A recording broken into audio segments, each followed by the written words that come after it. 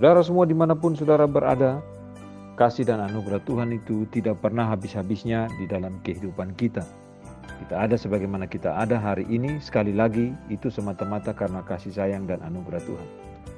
Nah, sebuah tulisan dalam renungan harian pada hari ini akan beta bacakan bagi saudara semua dimanapun saudara berada.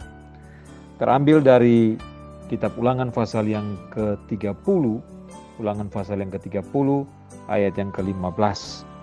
Di sana dikatakan, "Ingatlah aku menghadapkan kepadamu pada hari ini kehidupan dan keberuntungan, kematian dan kecelakaan." Ayat 16 berkata, "Karena pada hari ini aku memerintahkan kepadamu untuk mengasihi Tuhan Allahmu dengan hidup menurut jalan yang ditunjukkannya dan berpegang pada perintah, ketetapan dan peraturannya, supaya engkau hidup dan bertambah banyak dan diberkati oleh Tuhan Allahmu di negeri kemana engkau masuk untuk mendudukinya." Saudara, ada seseorang yang bernama John Wilkes Booth. Saudara mungkin tidak tahu nama ini, tapi nama ini cukup terkenal. Terkenal karena kejahatannya, terkenal karena perbuatan buruknya. Ia adalah pribadi yang telah membunuh Presiden Amerika Serikat Abraham Lincoln pada tahun 1865. Saudara, tahukah juga saudara ada seorang tokoh yang lain yang bernama Edwin Booth. Nah, Edwin Booth ini adalah kakak tertua dari John Wilkes Booth. Saudara, Edwin itu adalah seorang aktor yang terkenal.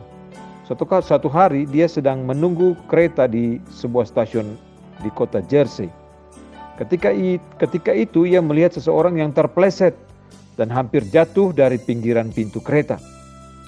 Edwin segera meraih kerak kemeja laki-laki tersebut dan menariknya untuk menyelamatkannya. Saudara, Edwin telah menghindarkan orang itu dari luka serius, bahkan menghindarkan orang itu, lelaki itu, dari kematian. Siapakah lelaki yang diselamatkan oleh Edwin ini? Lelaki itu adalah Robert, putra dari Abraham Lincoln. Saudara, alangkah ironisnya, bukan? Seseorang yang menyelamatkan putra Abraham Lincoln mempunyai saudara laki-laki yang tidak lama kemudian membunuh sang presiden. Yang satu menyelamatkan kehidupan, yang satunya lagi mengambil kehidupan. Yang satu memilih hidup, sedangkan yang satu lagi memilih mati.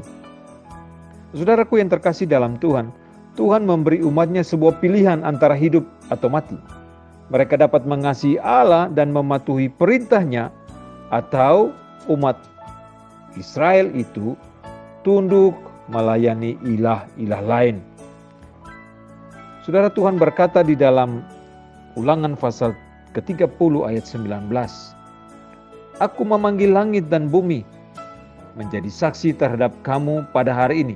Perhatikan kalimat berikutnya. "Kepadamu kuperhadapkan kehidupan dan kematian, berkat dan kutuk. Pilihlah kehidupan supaya engkau hidup, baik engkau maupun keturunanmu." Saudaraku, kita semua diperhadapkan dengan sebuah pilihan, memilih kehidupan atau kematian. Kita bisa menerima Tuhan Yesus sebagai Tuhan dan Juru Selamat kita dan hidup bersama-sama Dia, memiliki kehidupan yang kekal, keselamatan, hidup yang kekal itu. Pilihan yang kedua, kita bisa menolak Kristus sebagai Tuhan dan Juru Selamat kita, dan kita hidup dalam kegelapan selama-lamanya tanpa Dia. Saudaraku, pilihan yang terbaik sudah jelas. Terimalah anugerah Allah di dalam Kristus Yesus Tuhan kita. Terimalah anugerah Allah di dalam Kristus Yesus Tuhan dan Juru Selamat kita. Itu satu-satunya pilihan yang mendatangkan kehidupan yang kekal bagi saudara dan saya. Saudara, di dalam kehidupan kita di dalam dunia ini, ketika saudara dan saya ada di detik ini, pada hari ini, kita punya hanya dua pilihan, memilih kehidupan atau memilih kematian. Memilih kehidupan itu berarti kita menerima Kristus sebagai Tuhan dan Juru Selamat di dalam kehidupan kita. Dan pilihan itu akan menentukan masa depan hidup saudara. Pilihan itu akan menentukan kehidupan kekekalan di mana saudara berada. Mendapatkan hidup kekal bersama Tuhan atau mendapatkan kematian kekal di dalam hukuman Allah yang kekal. Tuhan tolong saudara malam ini. Tuhan tolong saudara hari ini. Tuhan tolong saudara hari ini untuk boleh mengambil keputusan yang tepat. Buka hati saudara, terima Kristus sebagai Tuhan dan Juru Selamat dalam hidupmu. Maka engkau akan mendapatkan kehidupan yang kekal. Terpujilah Tuhan dari kekal sampai kekal.